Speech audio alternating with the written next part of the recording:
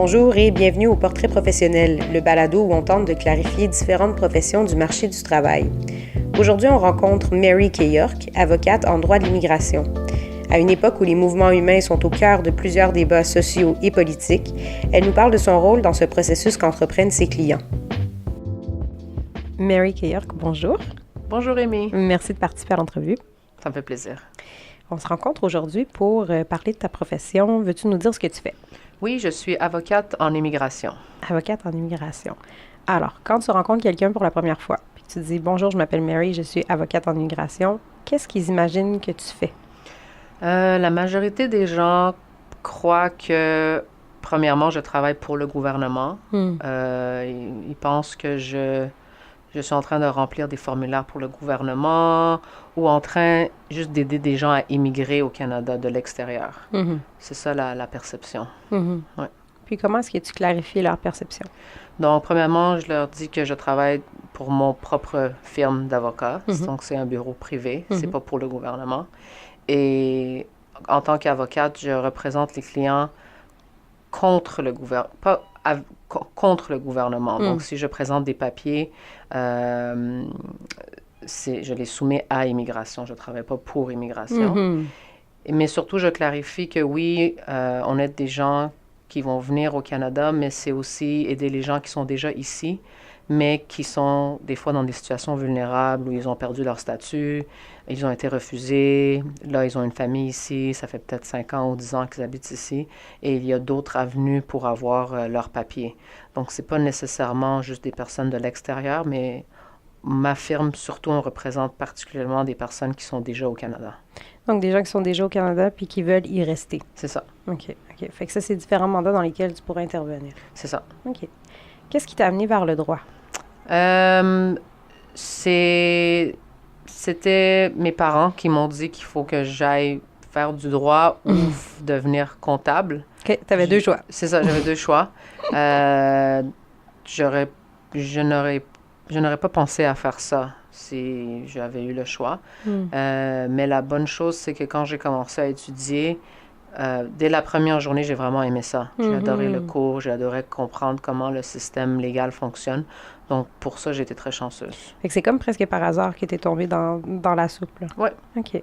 Donc, on t'a dit, voici les options pour toi. Oui. T'as choisi celle-ci. C'est ça.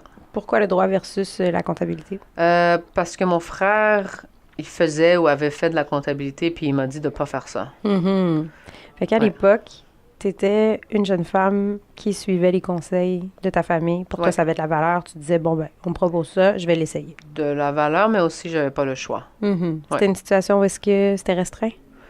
Oui, parce que mes parents étaient très autoritaires, très stricts, puis j'ai grandi dans une famille arménienne où les enfants doivent écouter ce que les parents disent.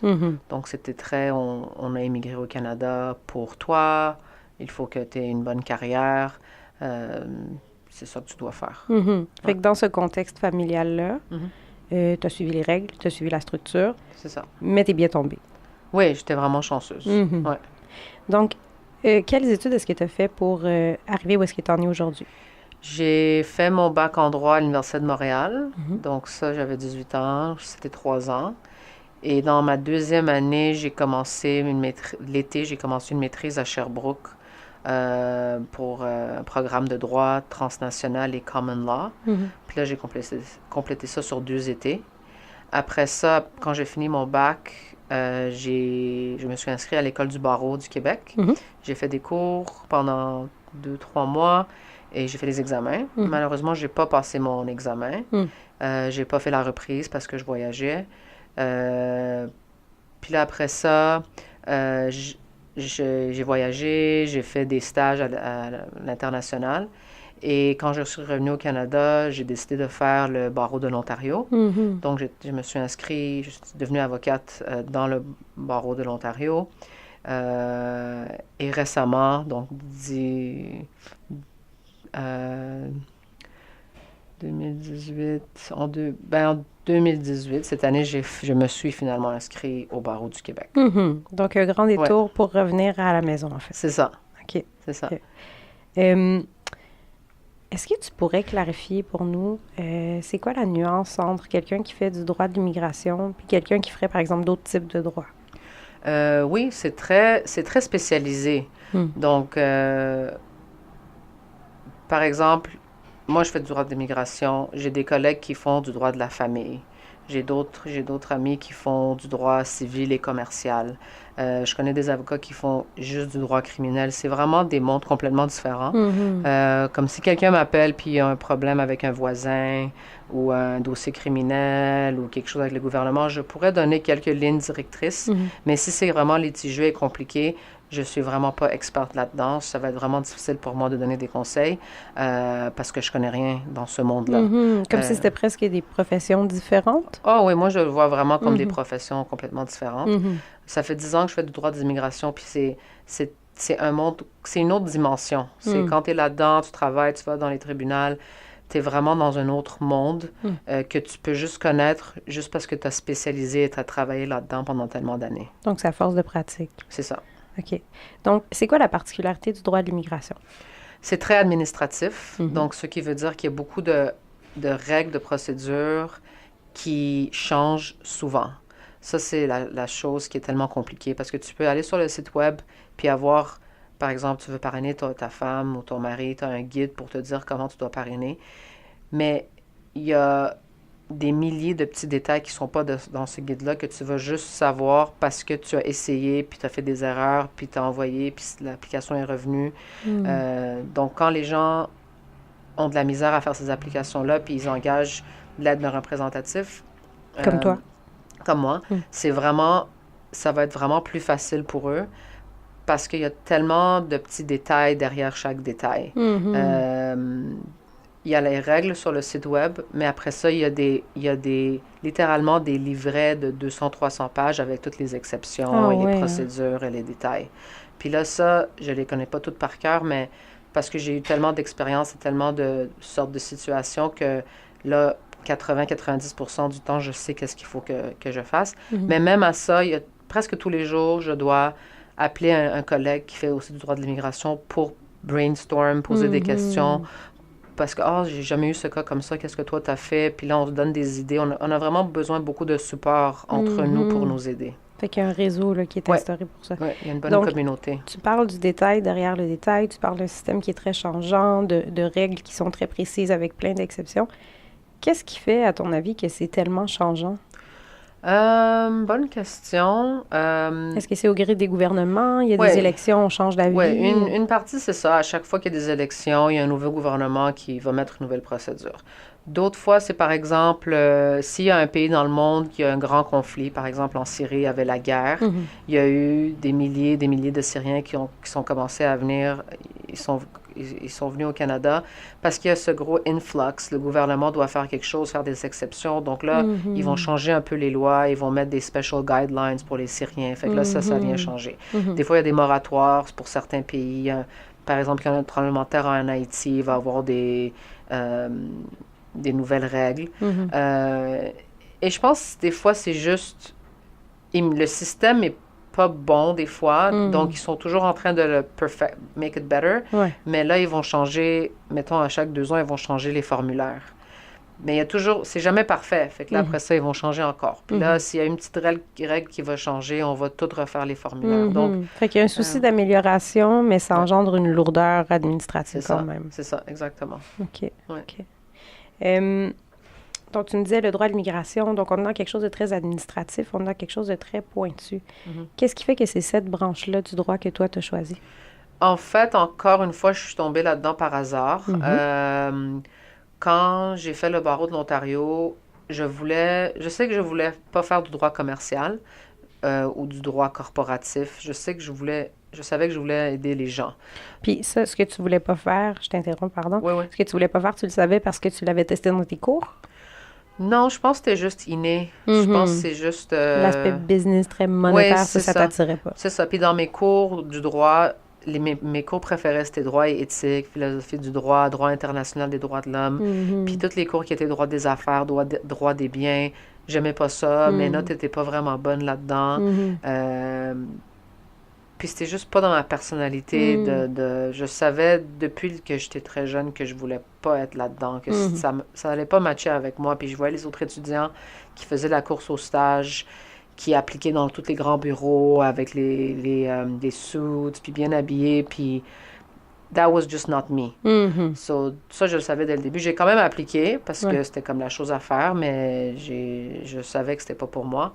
Puis quand j'étais en Ontario, il y avait cette option avec le barreau de l'Ontario où tu pouvais mettre ton profil sur le site web pour des employeurs, pour que les employeurs t'acceptent pour un stage s'ils ont un besoin. Donc, j'avais écrit que je voulais faire du droit du travail ou du droit de l'homme, Human Rights Law.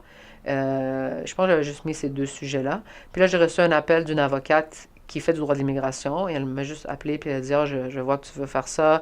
T'as pas mis immigration, est-ce que ça t'intéresse? » Mais moi, je savais même pas qu'immigration, c'était un domaine du droit. Donc, j'ai dit « Oui, ça m'intéresse. » J'ai fait l'entrevue puis j'ai vraiment apprécié l'avocate. Et là, j'ai eu le stage. Puis dès les premières semaines, j'ai vraiment adoré ce travail-là et je suis restée là-dedans depuis. Fait que ça correspondait déjà un peu à tes intérêts. C'est ça. Tu parles de stage que tu as fait à l'étranger. Est-ce que c'est en lien avec ça? Non, pas vraiment. Le stage que j'ai fait à l'étranger, c'était du droit du travail. Puis c'était juste du travail communautaire. Mais c'était un peu relié parce que j'aime mon travail parce que je rencontre des gens d'un peu partout dans le monde, parce que j'aime voyager, j'aime les autres cultures. Puis c'est juste the umbrella of helping people. Je pense que c'est comme ça que je le vois. Fait que les stages, dans le fond, ça t'a donné la chance de continuer à forger ta vision du droit, à forger ta vision de toi-même, de qu'est-ce qui te plaît, qu'est-ce qui te plaît pas. Mais c'était pas nécessairement un moment de déclencheur, un moment charnière vers ça. Non. OK, parfait. Donc, tu me parles d'un domaine, bon, quand même administratif, mais tu rencontres quand même des gens, partout à travers du monde qui viennent de partout à travers le monde. Si tu me décrivais une journée typique de travail, de quoi ça a l'air pour toi? Tu rentres un mardi matin au bureau, qu'est-ce qui se passe? Oui, j'arrive au bureau, la première chose que je fais, c'est que je vérifie mes courriels, juste pour voir s'il y a quelque chose d'urgent. Parce que des fois, j'ai des clients qui vont se faire arrêter par l'agence frontalier ou il y a des documents qu'ils doivent nous donner, mais ils ne sont pas capables de les donner ou ils envoient un courriel. Donc, ça, c'est la première chose que je fais. Après ça, j'ai présentement à mon bureau 3 assistantes et je regarde dans leur courrier, dans une section où je réserve leur courrier pour voir leurs questions. Je réponds à leurs questions. Et présentement, parce que j'ai des assistantes, mon travail, c'est plus la gestion de l'entreprise pour grandir, comme le marketing. La gestion de ta firme. C'est ça, la gestion de la firme, la comptabilité, les détails, le site web, les choses comme ça. Donc, quand je travaille sur des dossiers, c'est parce que c'est mes assistantes qui me viennent avec des questions sur le dossier qu'ils travaillent, sur la stratégie, des petites choses qui viennent. Et la majorité du temps, puis après ça dépend dans la journée, j'ai une consultation. Donc, normalement, je fais 1 ou 2 consultations par jour, au téléphone, par Skype ou par personne. C'est là que je passe environ une heure avec un nouveau client pour écouter toute l'histoire et développer la stratégie. Ça, c'est une journée typique. Répondre aux questions, vérifier les courriels, faire les consultations, puis après ça, envoyer mes recommandations, faire les follow-up avec les nouveaux clients potentiels. Ouais. OK. Fait que tu as comme 2 chapeaux, hein? Ton chapeau un peu d'administratrice, puis ton chapeau vraiment d'avocate. Ouais. Comment tu dirais... comment je peux dire? Tu me disais, par exemple, bon, mettons, si je mets mon chapeau d'avocate, je fais une consultation, je prends 1 heure, je discute avec le client, j'essaie de comprendre la situation, blablabla. Est-ce que tu pourrais nous donner un exemple typique de quelqu'un qui aurait une demande à te faire? Oui, bien hier, j'ai eu un cas intéressant. C'est une fille qui était en Ontario. Elle est venue au Canada quand elle avait 16 ans. Sa famille, dans une île Caraïbe, l'a juste envoyée au Canada pour vivre avec sa tante ici parce qu'il ne voulait pas d'elle. Et là, ici, quand elle est arrivée, sa tante ne voulait pas d'elle non plus. Donc, elle s'est trouvée à la rue. Et là, hier, quand j'ai parlé, elle a 36 ans, puis elle n'avait toujours pas ses papiers. Elle n'a pas d'assurance médicale. Elle n'a pas de pièce d'identité canadienne. elle peut pas étudier, si elle doit étudier au Canada, elle doit payer des frais internationaux qui sont très chers pour les études. Et elle m'a appelée parce que elle a fait un cas humanitaire avec une autre avocate, mais ça a été refusé. Fait que là, c'est là que je lui ai parlé hier. Donc, elle m'a tout raconté l'histoire. Puis là, on a décidé de refaire une demande humanitaire parce que j'ai l'impression que la première avocate n'a pas bien fait la demande. Parce qu'une personne comme elle, qui vit au Canada depuis 20 ans, qui est venue au Canada en tant que mineure, ça, c'est un cas exceptionnel qui est très fort. Donc, normalement, tu devrais être approuvé pour ça. Mais j'ai l'impression qu'elle n'a pas donné les bons documents pour vraiment démontrer qu'elle était établie au Canada.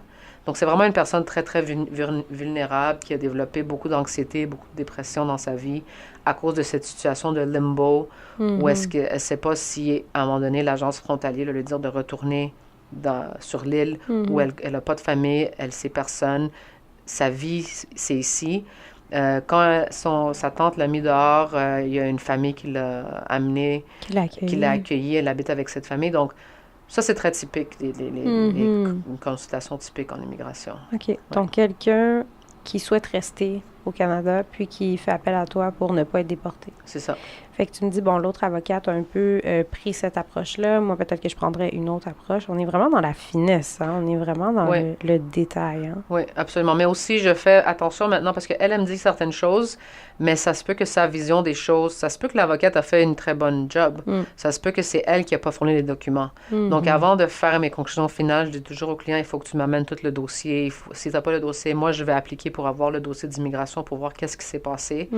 Puis après, voir, OK, tu as raison, c'est l'avocate qui n'a pas fait une bonne job ou non, c'est toi qui n'a pas fourni les documents. Fait que là, si on va travailler ensemble, il faut que tu t'engages à soumettre des bons documents. Fait que c'est comme, je fais une hypothèse de stratégie, puis j'ajuste mon hypothèse jusqu'au moment où on dépose. Exactement. Okay. Parce qu'il y a beaucoup de choses qui peuvent changer en cours de route. Puis souvent, mes clients, il y a certaines choses, surtout des personnes vulnérables qui ne vont pas me dire certaines choses au début, puis que je vais découvrir 6 mois plus tard ou 8 mois plus tard. Comme quoi, par exemple, que les gens pourraient cacher? Il y a des gens qui vont mentir dans la façon qu'ils sont venus au Canada au début parce qu'ils ont peur que moi, je ne vais pas prendre leur dossier. Par exemple, quelqu'un est rentré au Canada de manière illégale, mais ils omettent de te le dire quand ils te racontent l'histoire. C'est ça. Ou certaines personnes... j'ai un client qui a raconté une certaine histoire en Allemagne quand il a fait un dossier de réfugié là-bas. Mais là, quand il est venu, il s'est fait parrainer par sa femme ici. Il a raconté une autre histoire. Puis là, il m'a pas comme dit toute l'histoire parce qu'il avait peur que ce soit mauvais pour son dossier. Mais c'est le contraire. Je dis toujours aux clients, il faut que tu me dises toute la vérité parce que c'est la seule façon que moi, je peux t'aider. Ouais. Donc, c'est comme de... J'imagine que tu as travaillé une espèce de lien de confiance. Absolument. Oui. Tu sais, c'est comment faire ça? Je pense que... Comment je fais ça? J'essaie de parler vraiment... La façon que je fais mes consultations maintenant, c'est vraiment différent de quand je le faisais au début. Je fais juste vraiment écouter l'histoire en premier. Je donne vraiment le temps. Je pose beaucoup de questions au début pour que j'ai toute la globalité de l'histoire, mais je permets à la personne de vraiment m'expliquer tout. Et je suis très empathique. S'il me raconte une histoire difficile, je ne fais pas juste continuer avec mes questions. Je m'arrête, je dis que ça, c'est vraiment difficile. Je suis très personnelle dans mon approche aussi. Donc, si moi, j'ai vécu quelque chose similaire à leur histoire, je ne me gêne pas à leur dire que je comprends exactement. J'ai déjà eu une famille comme ça ou ça, des histoires comme ça. Puis là, ça aide vraiment les gens.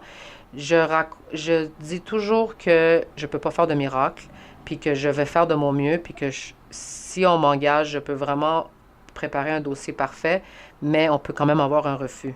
Parce que c'est pas moi qui fais la décision, c'est l'officier et le juge. Puis je pense que les clients aiment vraiment ça parce que ils parlent à beaucoup d'avocats ou des personnes qui leur promettent des choses juste pour avoir l'argent. Mais parce que moi, je leur donne le pour et le contre et ça peut marcher ou ça peut pas marcher non plus. Ils sont un peu choqués d'entendre ça, mais ils apprécient vraiment l'honnêteté. Fait que tu joues à jeu ouvert depuis le départ en leur disant, même si on travaille du mieux qu'on peut, il est possible que ça soit quand même refusé. Exactement. OK. Et j'explique beaucoup la procédure, qu'est-ce qu'on va faire une fois que tu engages le bureau, parce qu'il y a beaucoup de firmes qui vont pas expliquer les étapes, puis c'est ça qui cause beaucoup d'anxiété aux clients. Donc, moi, je leur explique la procédure, qu'ils vont voir une assistante, qu'on va travailler tous les jours ensemble, on va voir des délais, je vais te donner des listes de documents.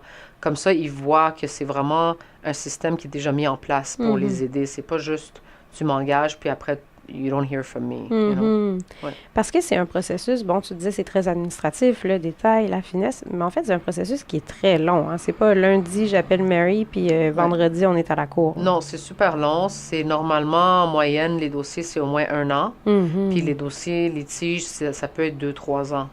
Donc, c'est très long et c'est ça qui cause beaucoup d'anxiété chez les clients. Surtout, mais je fais beaucoup de parrainage de couple. Puis ça, c'est pour la majorité des cas, c'est très dur parce que c'est un couple qui est séparé. Une personne habite au Canada, l'autre habite en Afrique. Puis là, ils veulent venir. Surtout, des fois, ils veulent avoir un enfant. La femme a un certain âge ou quelqu'un est malade. Puis même si au début, je leur dis ça va prendre 6 à 12 mois, dès que ça fait 2, 3, 4 mois, la majorité de mes clients vont m'envoyer des courriels, commencer à appeler « Ah, pourquoi il n'y a pas de décision? Il y a une urgence.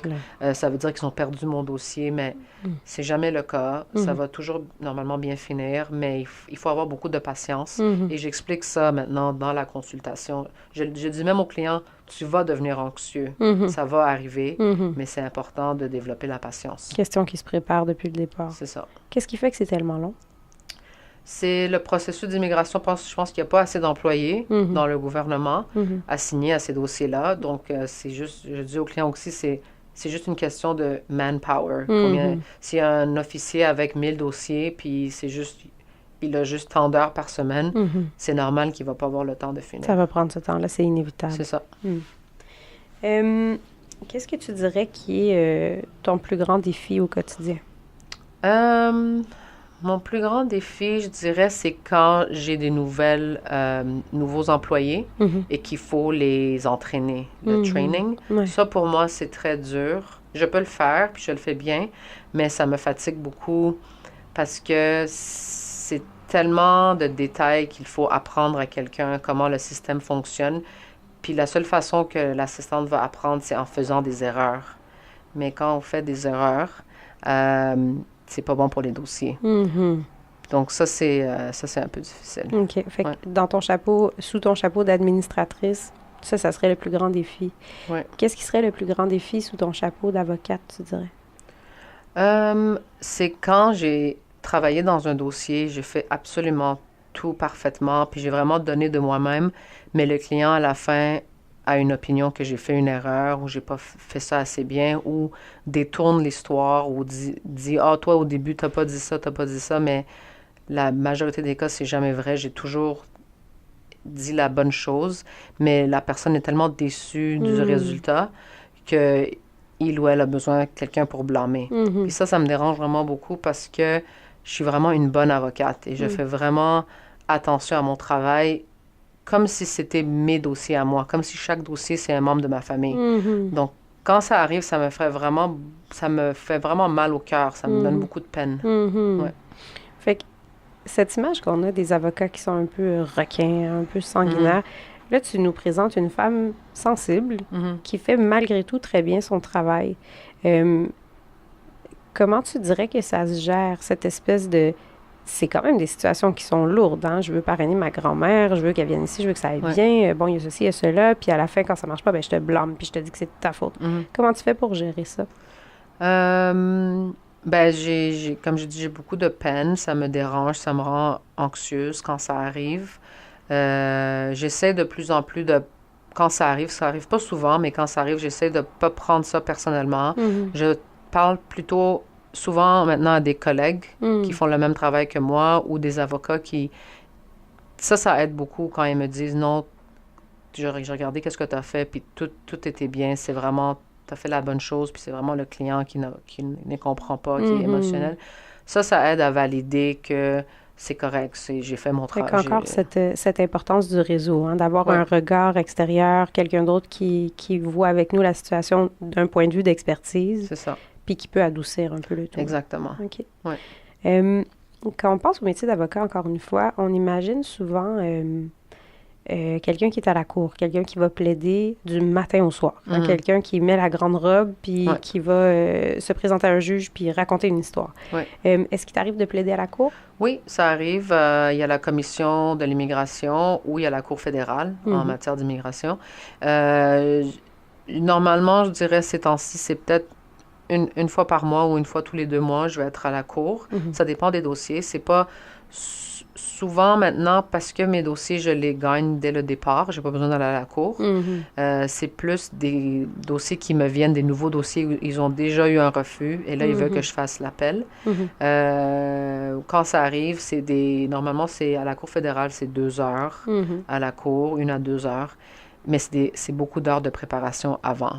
Et à la commission d'immigration, c'est normalement 2, 3, 4 heures pour une audience. Mais encore, c'est beaucoup de préparation pour la documentation et la préparation de mes clients qui vont témoigner. Ça prend beaucoup de temps. C'est comment plaider? C'est comment plaider? Moi, j'aime vraiment ça. Même jusqu'à maintenant, je suis toujours un peu nerveuse avant que je rentre dans la salle. Parce que c'est pas ton quotidien, hein? C'est quelque chose qui se passe à l'occasion. C'est ça. Mais même quand je le faisais toutes les semaines, toujours un peu nerveuse. Mais maintenant, je suis vraiment pas autant nerveuse qu'avant. Il y a l'expérience. C'est ça. Fait que j'aime vraiment ça parce que je suis confortable, je connais les lois, j'ai beaucoup d'expérience. Moi, j'aime ça. Ça me donne je me sens vraiment empowered et je me sens que je suis en train de changer les choses, que je peux vraiment comme représenter mon client d'une façon qui est différente des autres personnes parce que j'amène l'aspect humain au tribunal. Il y a beaucoup d'avocats de l'immigration ou d'autres avocats, quand ils sont là, ils sont en train de jouer un rôle d'avocat, mais j'essaie de ne pas faire ça. Je suis en train de juste présenter les faits comme ils sont. Parce qu'à la fin de la journée, c'est des humains qu'on représente avec des vrais problèmes. Fait que dans ton approche empathique envers la personne, ça va jusque-là. Ouais. Même quand je vais représenter à la cour, c'est encore très humain dans comment toi tu fais ton travail. Très humain et beaucoup de bon sens.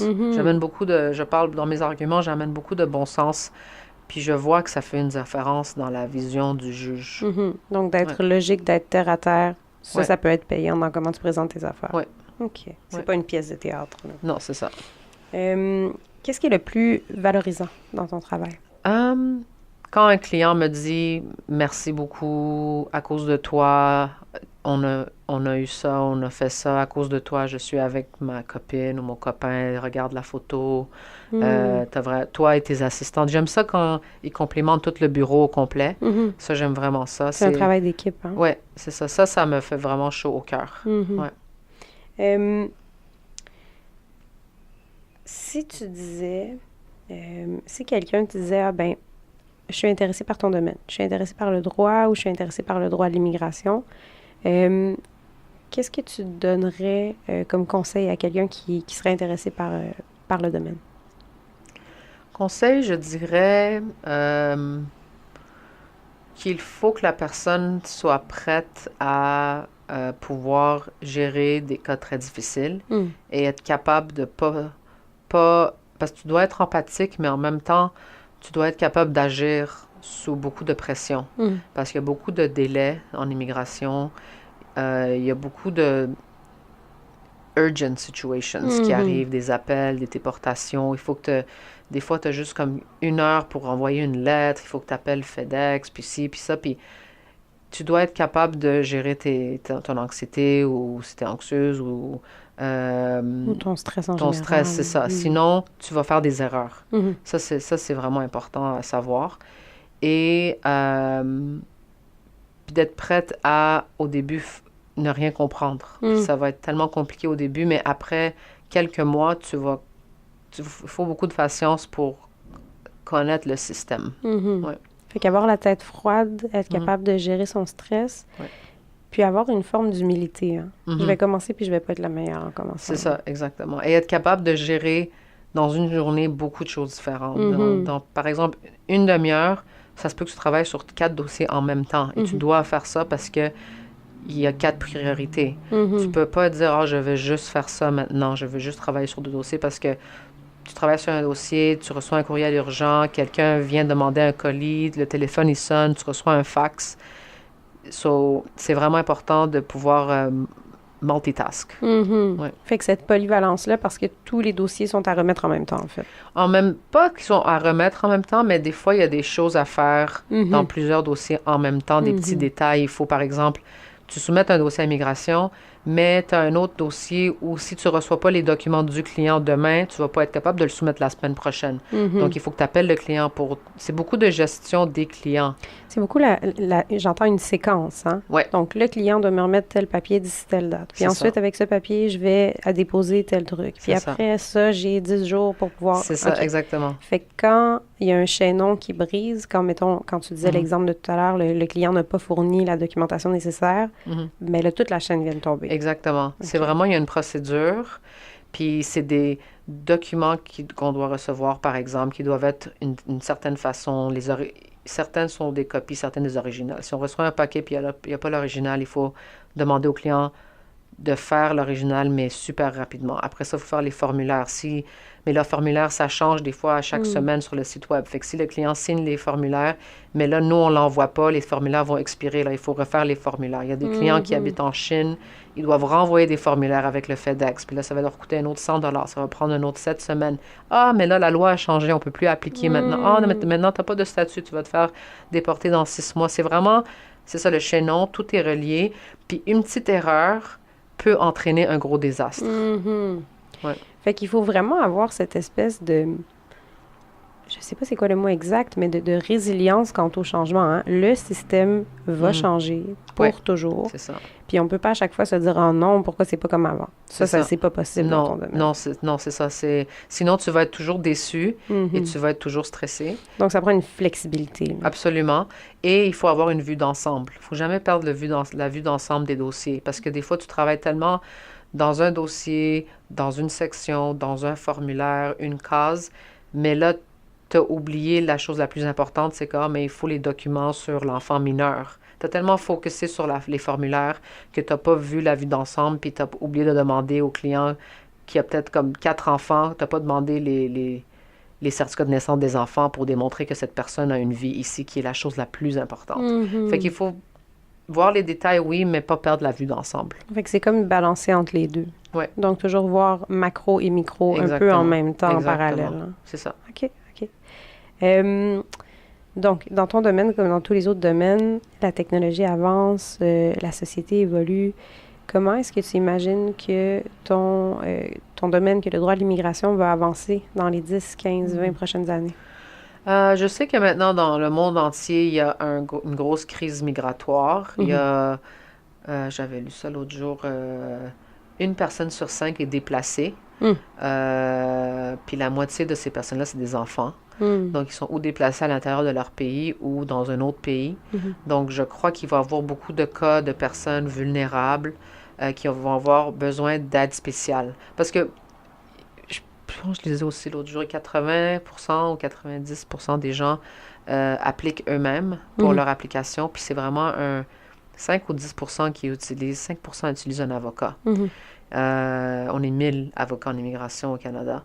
Mais avec la crise migratoire, les personnes qui utilisent des avocats, souvent, c'est parce qu'ils ont des gros problèmes. Ils ont besoin d'une exception dans la loi ou they don't fit in the regular category. Donc, c'est pour ça qu'ils vont aller voir un avocat qui va regarder la jurisprudence, qui va voir qu'est-ce qu'on peut faire pour faire une demande d'exemption. Donc, je crois que le rôle des avocats en immigration va être beaucoup plus important dans les années à venir. Donc, on risque d'avoir besoin d'eux encore plus parce que tellement de personnes sont en mouvement sur la planète. C'est ça. OK. Les gens qui appliquent par eux-mêmes, juste parenthèse, est-ce que leur taux de réussite donc, est-ce que le gouvernement accepte leurs demandes? Oui. Plus souvent pareil que s'ils font affaire avec un avocat ou ça varie beaucoup? Je ne sais pas exactement le pourcentage, mais je sais que ça dépend. Si c'est un cas straightforward, comme où il n'y a pas des previous refusals ou c'est un domaine plus complexe, je pense que la majorité des gens peuvent faire ça tout seuls, mais ils peuvent faire des erreurs qui vont leur coûter des délais. Moi, je dis toujours que si tu n'as pas un cas complexe, tu n'as pas vraiment besoin d'un avocat si tu es bonne dans la paperasse. Mais si ça te overwhelme, puis tu es stressé, puis tu vas oublier des choses, c'est mieux de prendre un avocat. Ouais. OK. OK, parfait. Ouais. Je pense qu'on va clore là-dessus. Merci beaucoup, Mary, pour ton temps. Ça me fait plaisir. Merci à notre invité et merci à vous d'avoir écouté cet épisode des Portraits professionnels.